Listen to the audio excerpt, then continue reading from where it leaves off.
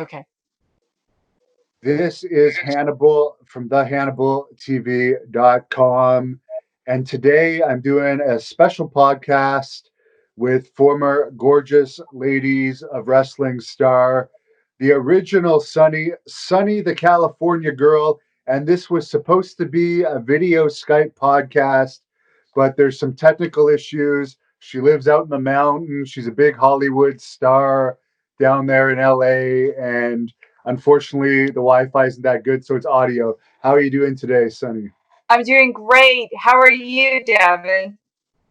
Uh, I'm doing better because I understand that the gyms are opening back up here in July. They've been closed for almost 4 months, so that's been getting me down. But I'm happy to hear at least we're having an end date in sight now. Absolutely. Absolutely. Hey, I see your Dodgers hat. That is so cool. The Thank Dodgers? you. I know you're wearing an LA Kings hat because I saw it before your video froze. So I'm a Montreal Canadiens fan, but I'm glad you like the Dodgers at least. I do. Go Dodgers. And I also like the pic of the hot bike behind you. Oh, It looks thank like the you. That's awesome. Those are two of my loves. Oh, you have a Oops. bike. I wish I did. Bikes run in my family. I have a history with that, which will be in my book. That's coming out.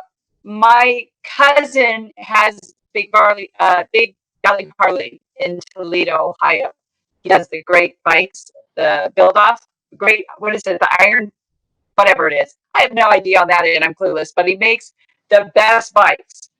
And he's at the Sturgis. He's going to Sturgis. They do all the love runs and all that kind of stuff, but he's a big biker. Anyway, but I know the Hells Angels, and most of them are gone now, the ones I knew. But yeah, I'm a big Harley girl. My ex-husband had a Road King and also a Rice Rocket. So yeah, I love it. I love seeing it on the back.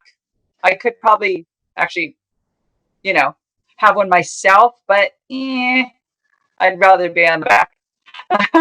Go for the glide. Well, I've had some issues over the years working in bars with bikers, but I'm out of that industry now, so I don't hold any grudges. You can't really win those battles anyways. Right? Yeah. Yeah, that's true. Have you seen all of them heading to Washington now for all the stuff that's going on there? I guess there's a street being blocked off in Washington, and they're coming to supposedly have a confrontation with the protesters there. Yes, with the Antifa. Yeah. Yes. Yes. And they're going to annihilate them. So, yep. I have no respects for any of these terrorist groups. I have no respect that um, any of these kids that are destroying our streets, our stores, any of violent type situations has to go. Peaceful protesting, I'm all for it. They have a right to protest, let them protest. But it's all the other groups that are, destroying it. And it's sad. Yeah, I've seen some videos from LA and Santa Monica of people getting pulled out of their cars and beaten up and so forth. Hopefully, in your end of town, up in the mountains there, it's not as bad. No, up here where I live, we're the good old white folks. I'm just saying it's Confederate flag people. I don't think they'll come up here. We're too far in the woods. If they do, good luck. That's all I'm saying. They're waiting on their porch with their guns. They're locked and loaded. So, yeah, they won't. These guys won't make it very far if they get up here and try to cause any destruction. And you guys have it. The police are probably pretty strong up there too, I imagine. Not like Washington, where the police have like abandoned that area that the protesters have taken over. Oh, it's sad there. They need to, something got to happen. My friend just posted a nice thing on there and he nailed it. They just need to really, I don't know what's going on there. It's so sad. I feel so bad for Seattle, Washington, all the cities out there. It's really disgusting. We got to take back our cities and we got to fight back. And I believe the police should too, because the police are getting a crappy deal. because not all police are bad. My father was a cop and he was a good cop, and there's many good cops out there. So yeah, there's some bad ones. There's some others that probably need more training as well. But that doesn't mean all these cops deserve to be shot at or pushed to the limit where they have to fight back. And just like that incident that happened in Atlanta, I believe that cop was in the right. I don't think he used excessive force against that individual. They did what they had to do, but now they're fired. So now they're living in fear.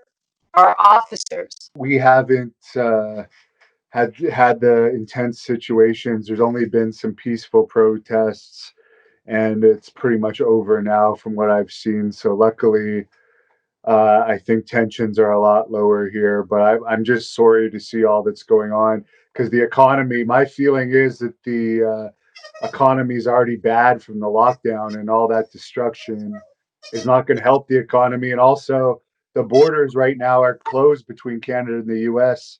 And I understand they're going to make it another month. So I don't Yeah. think any of this is helping us wanting to open our borders either.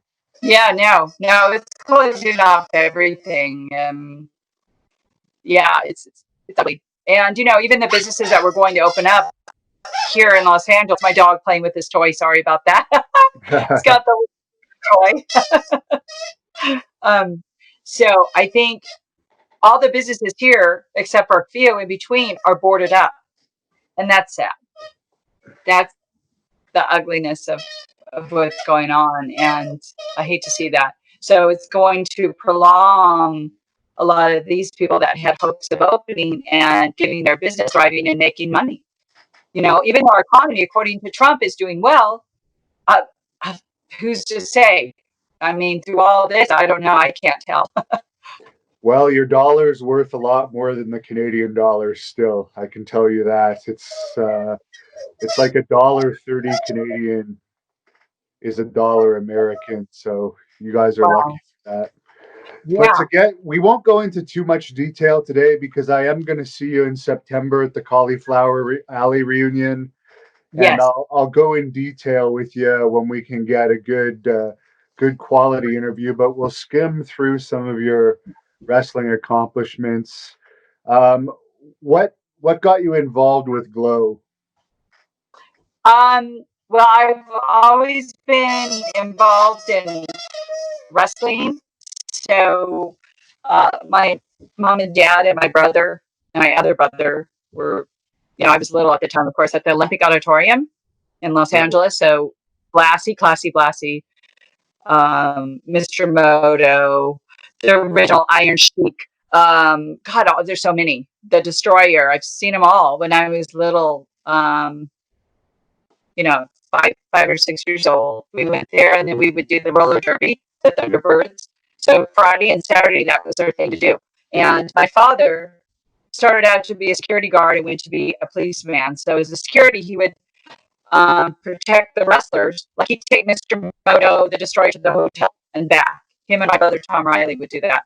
And Tom Riley is going to be at the CAC, by the way, this year. Will be his second year. He's a Vietnam vet. Very proud of my brother. His health isn't so good, but he still has a sharp memory of all of his memories with all the wrestlers. My memory as a child I have with the Destroyer mask when I was in diapers, and full circle, I got to meet Dick Byer, the Destroyer, at the CAC, and that was pretty cool. And that was back. The first meeting was back in 2000. I want to say 11, and Okay. then he signed Polaroid that was black and white with me in diapers. Like 2012, something like that. And we've been close and friends ever since. And his son, Kurt Byer, I went to the Destroyer Golf in Buffalo and participated. And I recommend everybody do that. Whoever goes to the CAC should go to the Destroyer Golf. It's awesome. What an awesome time. And get to know the memories of the Destroyer, of Mr. Dick Byer, and because he was one of the greatest to me, and Classy Blassie, of course. So I was there with my family watching the wrestling and growing up until I think I was like 20. I modeled in between and acted, of course, as I'm in Hollywood rat. So I did a lot of stuff like ever since I was little in showbiz. So, um, Glow came about one day when my father was watching a wrestling show on television, and he'd called me out of my room. I came to visit, and I was there. I think I was modeling some swimwear at the time, and he asked me to come sit down and watch this show with him, and it was Glow.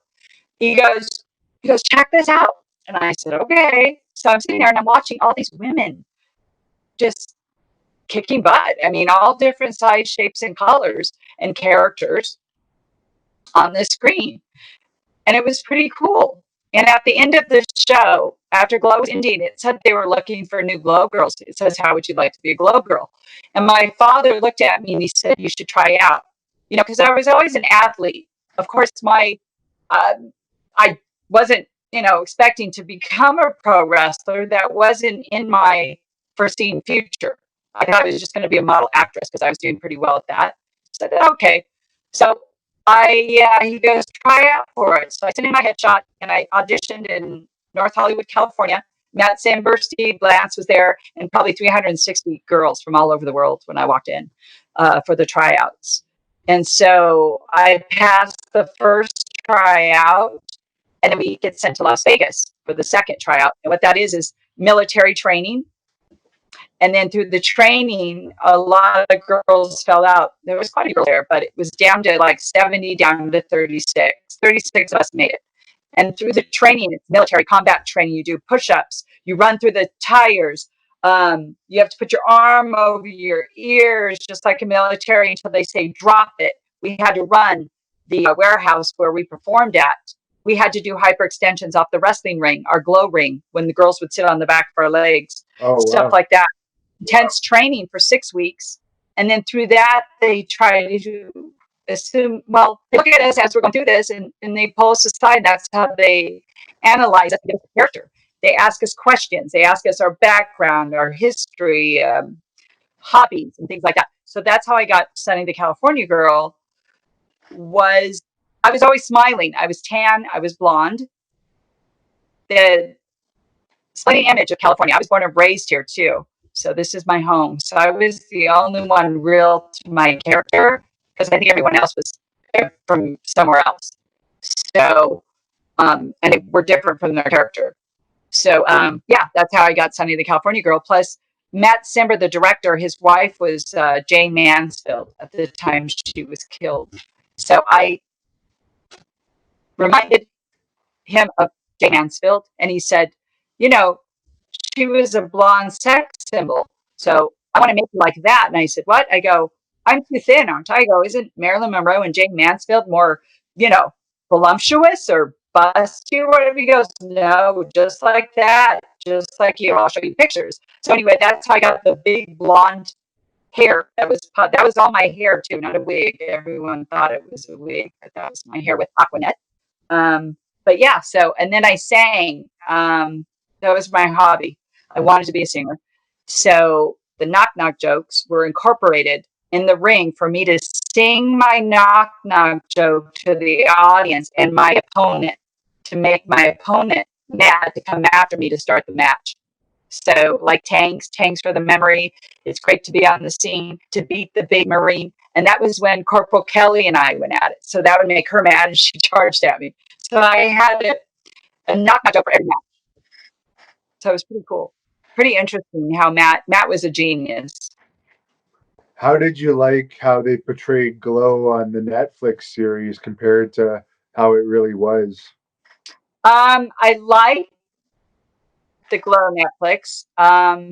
It was nothing like Glow. It was nothing like the way it was with us. Only the fact that the last season, the third season, they went to Vegas. That was it. For us, it was right away we went to Vegas, and we had nice dorms and things like that. They lived in the slumlords on there, and they also showed drugs and nothing. No, none of it was real. It was all fiction, but great acting. I'm glad to say they brought in some of the wrestling, so I think that was close. The characters were living large, like we were, and the wrestling, but that's it. So if you look at it and you remove who you are as a glow girl, then you're going to say it's a great show. It was good. And fourth season is coming out, to my understanding, not until next year now. So we're kind of, we have to wait for that, unfortunately. But yeah, I like it. It was really good. However, they sold this out. The person who um, sold the script to Netflix, and that's why we're not in it, and that's why we don't have cameos, Oh, unfortunately. that's too I think it bad. would have been a lot better if we actually made appearances in the show in each season, all of those girls that are left. Now, a lot of people wanted me to ask you, the male wrestlers over the years are known for having like female groupies, particularly in the 80s. Were men throwing themselves at you when Glow was at the height of its popularity? Yeah, we had a lot of fans. We had men and women both, and children. Children were our biggest. The parents would bring their kids to watch us, and then full circle, we got to meet them all grown up now. Back in 2014, they said I was little watching you in the audience, so that was kind of cool. But yeah, naturally, I mean, they loved Glow. We were, see, I was a third season girl, third and fourth season. First and second, most of the girls left. There's only like five girls, excuse me, that stayed on for third and fourth season. So it was pretty cool, but we toured the state. So Midwest, we flew into Atlanta, Georgia. We started the first leg of our tour, and each Coliseum was packed. And at the end of it, we did autograph signings and we got to meet all the fans. I mean, that was surreal. If we got our tour bus at the Coliseum, for instance, like Huntsville, Alabama, they were waiting out there shouting our character, whoever they loved, like Sonny, each one, Hollywood, whatever, Big Bad Mama, it didn't matter. And it was like, it was really cool. And that's when you knew how big Glow was. That's when it really hit us. Did you ever have any interest in continuing on with wrestling after Glow shut down? I did. I actually had my show after Glow was over because I returned. I actually left before the end of Glow because my father took ill. He never got to see a live wrestling show. He knew I wrestled, but he never got to see me. That was a heartbreaking thing. My dad got really ill. I was in a match, and Matt had to call me out of the match and told me that my mom was on the phone, and I got the phone call. I had to fly down to Long Beach, California, and see my dad, who apparently only had 5 days to live. So it was me and my mom in the hospital room watching my dad pass away. So that was pretty tough. And I returned after my dad died. I returned back thinking I was going to get back into Glow, and Glow was over. So to my surprise, I went to Benny Diamond, who was still there, who was a referee Glow, and another person that I ended up being involved with and did the NFL calendar shoots for the NFL team. I was a poster girl, the tight end for the NFL. So he wanted to start a wrestling thing. So we merged and we did Battling Beauties, where Benny Diamond built my wrestling ring. And it was at the Kona Hotel, a little bit off the strip, but I headlined, I was on the big boards headlining Sunny Summerlin, the original Glow Girl, come see her wrestle. So I hosted the show. I came out and sang, I wish we could all be California girls. It was pretty cool. David Lee Roth song. And I was in a white bikini. And there I won, actually. First time Sunny really ever won, because through Glow I always lost or got disqualified because I was the Dean Blonde. I was never allowed to win, I guess. Matt just never let me win. So I never carried the crown. But through Battling Beauties, I did. So we created Battling Beauties. We had 10 girls, and it was pro wrestling. The only difference it was with this is that it was sprayed down with water and oil, Oh, and I pro see. wrestling. It wasn't oil wrestling, it was pro wrestling. You know how hard that was? That was not an easy task at all. And we packed the house. That was pretty cool. So yeah, Battling Beauties. And then I went on and did some wrestling. I trained girls for a New York promotion. Even my own daughter Shayna, I had her in the ring. So yeah, it's still in my blood. Um, I can still wrestle. I won't do anything off the third turnbuckle or anything. No, I'm 55 years old and proud to say I want to, keep all my arms and my legs, keep my head on. I don't want another, neck injury or anything because I had a neck really bad. Well, on tour, BC dropped me in a pile driver and I had a really bad neck injury. I went off in a stretcher. They thought I broke my neck and I blacked out. And yeah, it was really crazy. So we don't want that anymore. Of course, And they you don't do pile also, driver. no, pile drivers, obviously, there's Steve Austin broke his neck when Owen Hart pile drove him. It's a very dangerous move. Yes, and I had it done to me every night on tour. Every night, Beastie dropped me. Boom. Timing is everything. And that night, that was just a little bit off, and that's all it took. And I remember hearing everyone chanting, "Sonny, Sonny, are you all right?" And then I woke up in the ambulance. They pulled up at the Coliseum. And it's funny because the guys that were the paramedics had asked me, they go, "You must really love this to be injured like this. You must make a lot of money." And I'm thinking, if they only knew. I go, "No." I go, "But it is pretty cool." What was So, your yeah. impression when you heard that there was another girl wrestler named Sunny? I thought it was cool because there was no comparison because it wasn't Sunny the California girl. It was just Sunny. And she was with WWE. So, and she also was really good, so it could have been worse. She could have sucked, but she was a Hall of Famer. It's a shame that she went down the way she did. I feel bad for her, and I'm still rooting for her, of course, always. But yeah, there were similarities because she did have kind of the same characteristic, the blonde, tan, and the same uniform, wrestling uniform. But that's pretty much it. I was the California girl, so it was the whole title. And she was in the 90s, like I said, and Glow had ended. So it was kind of cool. But everyone thought that was me or I was her. And I'm like, no, no, two different people. No, no, no, no. Yeah. So Now, you also did some work for Playboy, I guess, after Glow. I don't know if you're actually in it or just helping recruit. no, this is 10 years later. I went on to, I did some really big modeling things afterwards.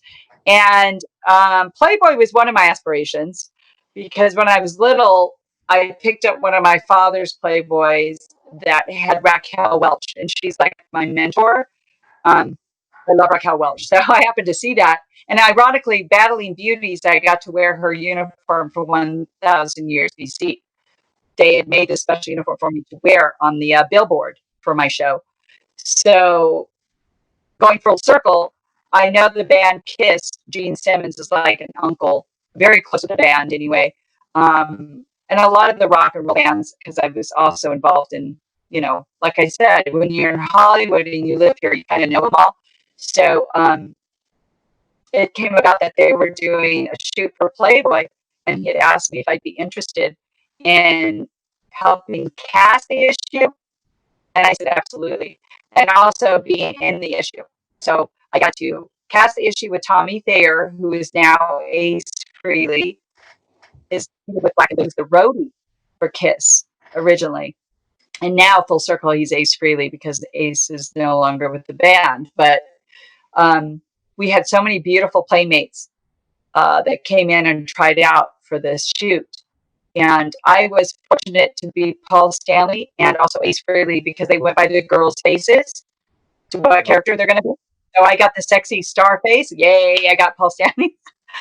And then Ace Frehley was by accident. So I got to post twice. So, and that one I was completely nude. Marilyn Grabowski really loved me that much. So if she loves you, you are in, by the way. And sad enough, she's no longer with us, but she left Playboy years ago. But if she likes you, you are in. So I got to be Ace Frehley because the girl was sick and she didn't show up for the shoot. So it just was a matter of fact that I got to be both characters. But yeah, so I'm throughout the magazine because I also got to go to Boston and shoot the Playboy video. And I got to pick the girls to go with me who I wanted. So there was four of us in the Playboy video, and so we did that with the live band while they're in concert. They shot the Playboy video. wow. So we're in Boston, and they're Psycho Circus. They're on stage. It was so cool. Anyway, we were backstage and everything, and then we went out and they shot the Playboy video. We shot that live.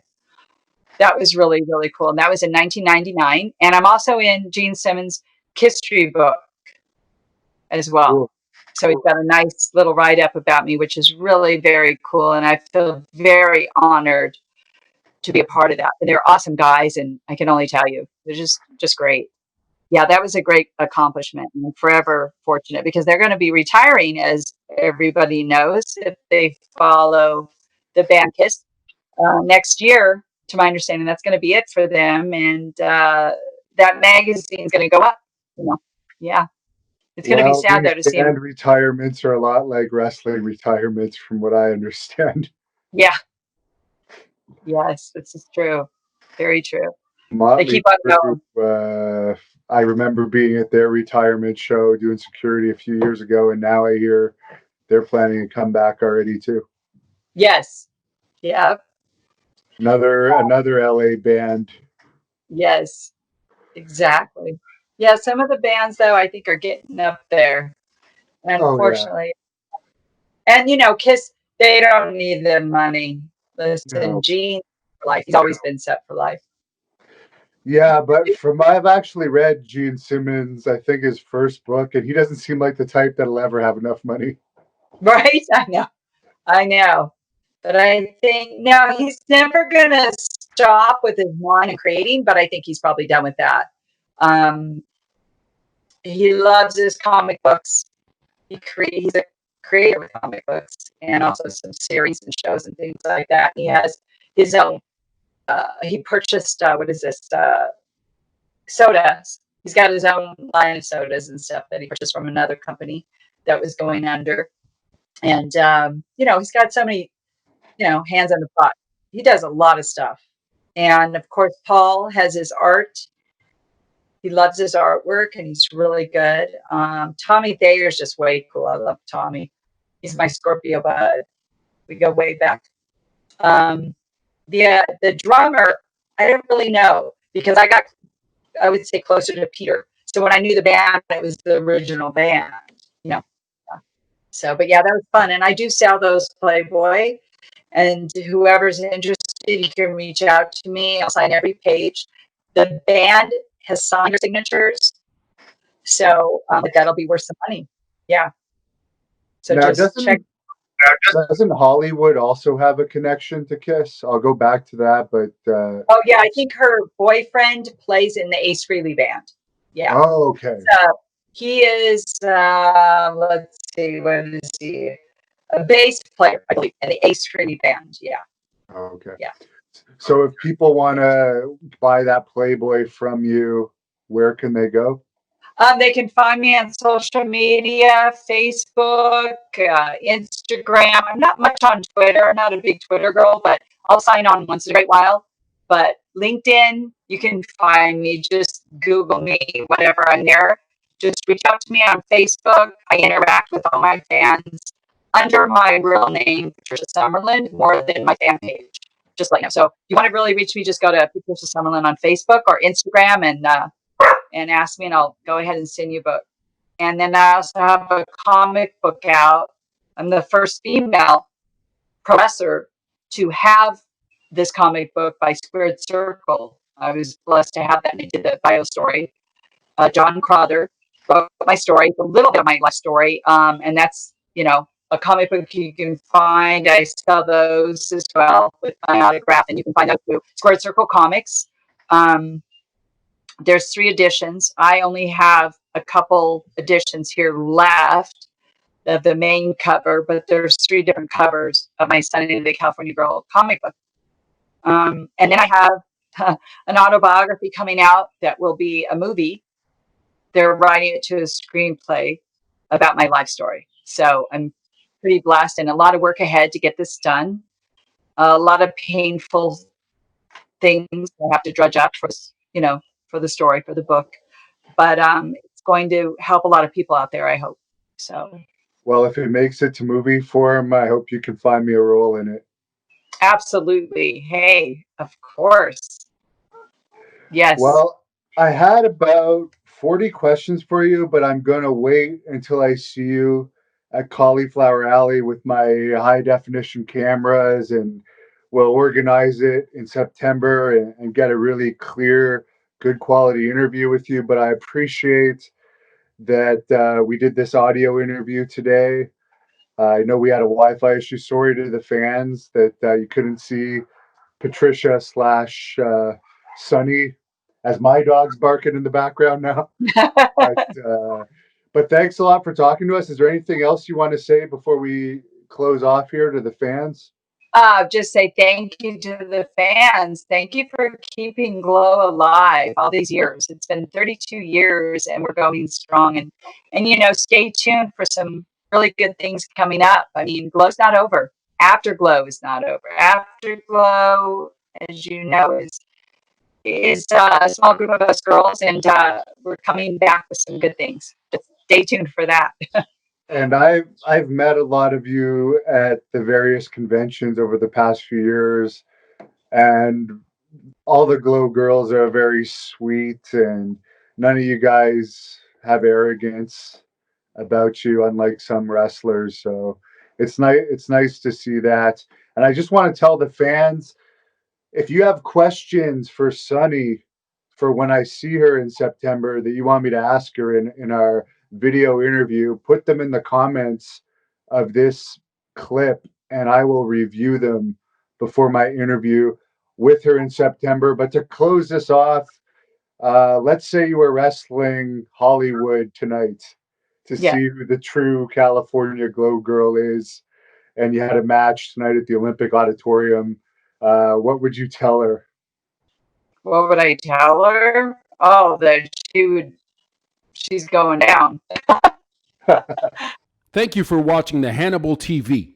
Please like this video if you enjoyed it and click the subscribe button to not miss any of our latest shoot interviews, match videos, or news updates. Support us on patreon.com for $1.99 a month to watch our full shoot interviews ad-free and help our channel grow. Follow us on Twitter at the Hannibal TV for instant updates.